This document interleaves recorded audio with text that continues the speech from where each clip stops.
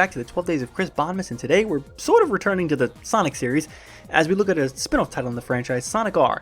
I know I said back at the start of this whole series that none of these reviews would revisit any of the series running on the channel, but quite frankly, I never intended to look at this game in the main Sonic series of reviews, and also I don't think I'll ever have another chance to talk about it. Sonic R is a bizarre side experiment for the Sonic series, and one of its earliest attempts of bringing the Hedgehog into 3D. However, if you somehow haven't heard of this game, then you might be tempted to think that this is a traditional Sonic game, that has you blasting around a level and collecting rings. However, that couldn't be further from the truth. Sonic R is a racing game, though honestly I feel that term is far too generous to describe what the hell is going on here. Surprisingly, this is not Sonic's first attempts at merging into the racing genre. There were the Sonic Drift games released in 1994 and 95 for the Sega Game Gear. They were okay racing games, though honestly they didn't really bring anything new to the table that Super Mario Kart hadn't already done years earlier. Sonic R came around during the gap years between which the industry was moving to 3D. Sonic Team was already experimenting with Sonic making that crossover with Sonic 3D Blast with mixed results. And then there was the development on Sonic Extreme. This was actually really the first true effort to bring Sonic into 3D on Sega's newest system, the Saturn. However, skipping to the end of that sad story, Extreme was cancelled early into its development run, and the only game that Saturn owners were blessed with, and I use that term loosely, was Sonic R. First off, Sonic R was developed by Traveler's Tales. Yeah, that Traveler's Tales, the studio that now makes like 1,000 LEGO games. They actually also worked on Sonic 3D Blast, which I didn't realize, and they already had a working relationship with Sega at this point, which led to Sega approaching Traveler's Tales about making a Sonic racing game. At the time, the studio was working on a Formula 1 racer, and they chose to scrap work on that game and rebuild it as a Sonic title. The game was originally called Sonic TT, standing for Tourist Trophy, before its name changed for some reason. Sonic Team would design the levels while Traveler's Tales would program everything else. Though the development time on the title was extremely tight, and so Sonic Team only ended up making 5 stages. Also, Sonic Team had this strange ambition to make the game a cross between a platformer and a racer. They wanted the player to explore the entire level. And honestly, this kind of explains why Sonic R feels like a Frankenstein creation of both genres, and it doesn't really get the chance to emulate either one successfully. So believe it or not, there actually is a plot to Sonic R. Granted, the plot is in the manual, so don't expect cutscenes or a text screen explaining any of it. So Sonic and Tails are on vacation when they notice an advertisement for the World Grand Prix. They soon learn that Dr. Robotnik is entering, which leads the pair to believe that he's up to no good. Meanwhile, Dr. Robotnik has learned of the location of the Chaos Emeralds for, like the 5th time? And he's just using the World Grand Prix to get Sonic out of his way. Oh, and Amy and Knuckles hear about it too, and they join in it well. Seemingly at random based on how the summary reads in the manual. I mean, seriously, it just sounds like they were writing this and they remember like, oh, that's right, he has Amy and Knuckles. We should add them, and they just wrote in that sentence. So the goal is to race to get the Chaos Emeralds before Dr. Robotnik. Honestly, this sounds like something straight out of the earlier Genesis Sonic titles, just, minus the racing element. Like I've said before when I look at racing games, the plot is not the make it or break it point for me. Just give me a respectable reason for why a bunch of characters are now suddenly racing around, and I'm sold. I guess the one thing I would have liked about this is if this plot was somehow explained in-game, since when you start Sonic R, you just get thrown into the main menu modes, and there's no setup, so you don't really know what your endgame is. Like I said earlier about the development, the crunch time on this game was heavily severe, and so there's only 5 stages for you to race on. Actually, there's only 4 at the start, but when you place first in all of those, you gain access to the last one. The stages are Resort Island, which is kind of like Green Hill Zone, Radical City, which has a bunch of highway paths, Regal Ruin is littered with pyramids, Reactive Factory has you running through pieces of what looks like a bombed out factory, and finally Radiant Emerald is an acid trip. Also, nice job, guys, for sticking with that R theme. Is that why it's called Sonic R? Because they're all... Or Sonic Racing? Is that... What does the R mean? Does the R mean anything? I couldn't find anything. So the goal is obviously to place first, but there's a little bit more to it than that if you want to go out of your way. There's no power-ups to attack your enemies, but there are rings, and if you collect enough of them, it will open up doors on the course that are essentially shortcuts. Also, these blocked-off paths have the Chaos Emeralds on them, and you have to collect them here and then place, I think, higher than 3 or 2 in the race to bring them into the next stage or to keep them. So now you might think, okay, so the goal is to hold onto your rings, open these little shortcut doors, get all the Chaos Emeralds, and unlock the bonus ending.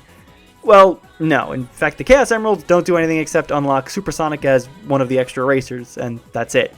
All you have to do is place first in the first 4 stages, unlock the 5th, then place first in that, and congrats, you have beaten Sonic R. Seriously, this game took me 50 minutes to reach the credits. And I was on normal. And I even grabbed like 4 or 5 emeralds, but that's all there is. I know this is a racing game, but come on, even the early Mario Kart games didn't take like an hour to complete the main cups. I mean, they couldn't have. Also, in the options, there's a catch-up option that can be turned on, which I guess rubber bands the AI to wait for you if you fall behind. So that just makes the game that much easier if you leave it on. And the stage design, oh god, the stage design. It's a big mess of random stuff just thrown together. You see, because Sonic Team wanted the game to be a platformer as well as a racer, the levels are more open than any other racing game I've ever played. You know how racing games tend to have, like, barricades, sometimes realistically, and sometimes they're definitely not really there kind of thing, where it's pointing you in the direction of where you should turn and go? Yeah, that's not here. The hidden shortcut doors are not always on the main path, so you're going to have to jump off the main path and look around. But everything just kind of blends into everything else, and it's hard to tell what terrain you can stand on, and what isn't terrain, what's water, yeah, that's water, and how you can't jump over certain things. It's a 5-inch friggin' divider. Why can't I jump over that? Each stage has its own look, but they all look like half-finished mock-ups of a beta game and not a finished product. Like, what the hell am I looking at over here?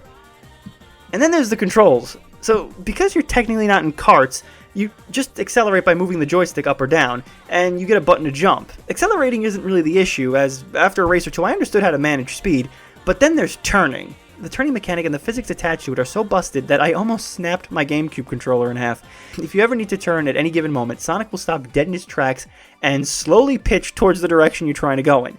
Thank God these levels are all wide open messes, because precise turning is not where the game would succeed. The exception is being Regal Ruins, which has a little one too many tight paths here that require sharp turns. I'm zooming through the level decently at this point, and then I hit this area and I just stop dead in my tracks. Though thankfully the AI seems to struggle with turning as well, since I'm pretty sure I remember I saw Knuckles barreling headfirst into a wall at one point. Well, after you reach the credits in an hour, is there a reason to stick around? The game definitely wants you to. There's unlockable characters and multiplayer modes for you to subject a friend to this hell should you choose. The first character you'll unlock is Robotnik, since you get him just for reaching the credits. Also, I love how the game shows you his character portrait under the X, while the other ones are grayed out. Seriously, like, you want to be consistent? To unlock the others, you have to collect coins on each stage and then place higher than third. And should you do this, this is where you're going to spend the bulk of time scouring around every inch of the stage to find these coins. And sometimes they're in far out of their way places. Like, the coin in this stage, this is the very first stage. Like, how would you know that it's up here? Like, why would you even think to go up here? So the best option here is to play through all the stages a few times, just try to spot where the coins are, then reset, make a beeline for the coins, and then try to place above third if God is with you. Though, honestly, the unlockable characters are pretty lame, as all you get is Metal Sonic, Egg Robo, Cyber Knuckles, and Puppet Tails. Like, what the hell is he in this thing? Is he from one of the Game Gear games I forgot about? The other modes the game has is Time Attack, which is your simple run through a stage as you try to get the best time, and in a way to cheaply pad off the mode, the game also lets you run these courses in reverse. Because screw designing 5 more tracks that are holy abominations, just repeat the same 5 in reverse. Then there is to collect balloons, which puts you on the same stages with the goal of, you guessed it, picking up balloons. And finally, the last mode is Tag, which has you trying to tag the other racers, again, you guessed it, on the same 5 stages. Presentation-wise, it's all over the map. Though I guess the best thing would be the character models, since they look decent enough, and you gotta remember this was the earliest that Sonic and his friends were truly rendered in 3D. The levels are a mess, like I said before. There's no clean design to any of the 5 stages, except perhaps maybe the last one, since it's mostly a straight track for the majority. But the rest felt like pieces of a different level sandwiched on top of another level, half-made. Each level, like I said, has a design, but they all share the same haphazard track layout that makes them all seem unfocused and unorganized. As for the sound, the music on each track is interesting. Seriously, I think the soundtrack to Sonic R is more memorable than the game itself. It's all vocal tracks with some of the cheesiest and corniest lyrics ever, but honestly, I feel like these songs are so bad it's good that it might be the one spot of the presentation that doesn't bug you out as much as the rest. Overall, you should skip Sonic R. Hell, it's not even like Sonic Team wants you to play this easily, because this horror show was only ever released once. Yeah, this was released for the Saturn, and then again on the Sonic Gems collection, and holy hell is that an ironic name for the games on that collection.